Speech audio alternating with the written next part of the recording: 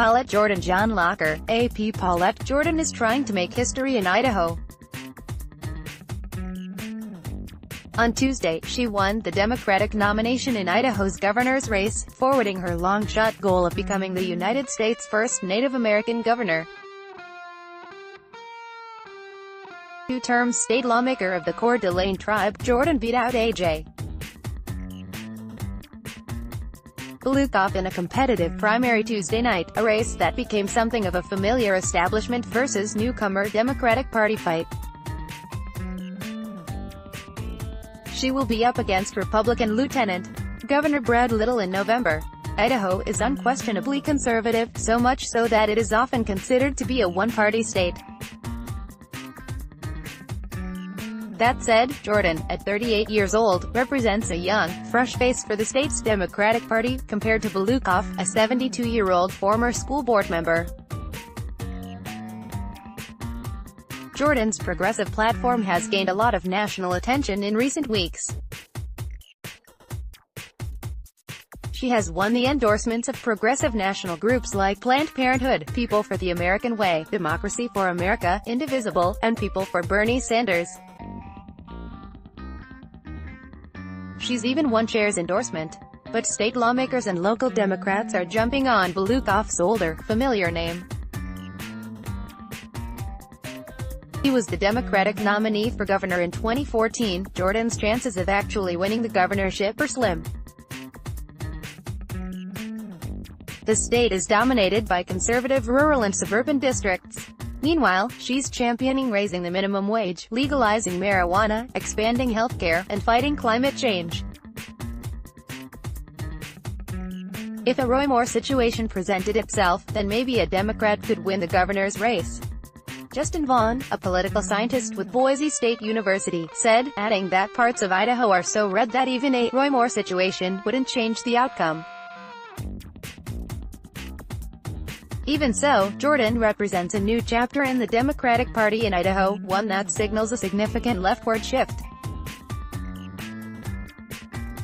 Paulette Jordan is not your average Idaho liberal. Jordan's potential to make history as the first Native American governor has caught the national attention, with profiles in BuzzFeed, The Atlantic, and The Huffington Post.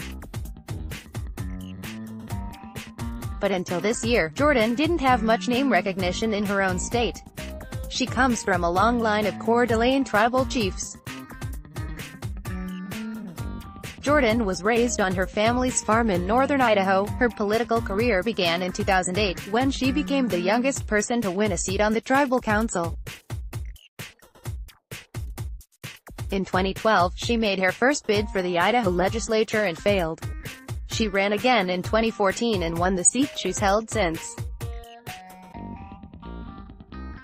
In 2016, she was the only Democrat in northern Idaho to win a seat in a district Donald Trump won, an election that took out even the most established Democrats in the state.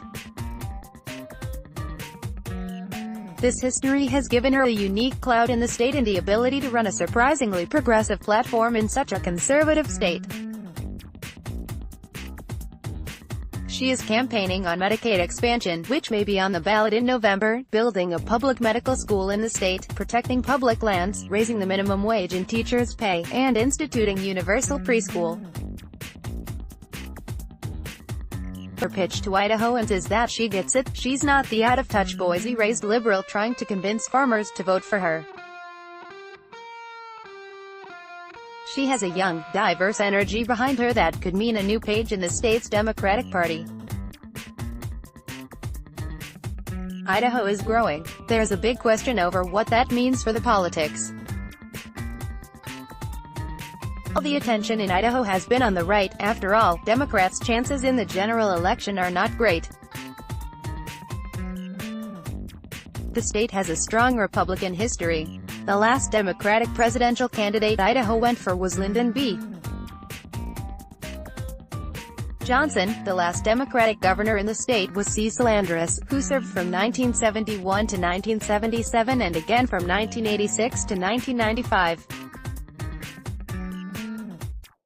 But with an unemployment rate below the national average and low cost of living, the state saw its population grow 2.2% in 1 year. A fast-growing tech sector means the influx of new residents, largely from California and Washington, is expected to continue.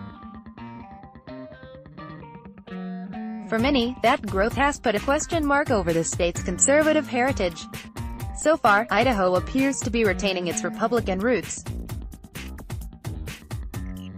Even with transplants from more liberal states, those who have moved to Idaho are predominantly Republicans, and the percentage of Republicans and Democrats for movers looks nearly identical to native Idahoans. Jeffrey Lyons, a political scientist at Boise State, wrote in the Idaho Business Review.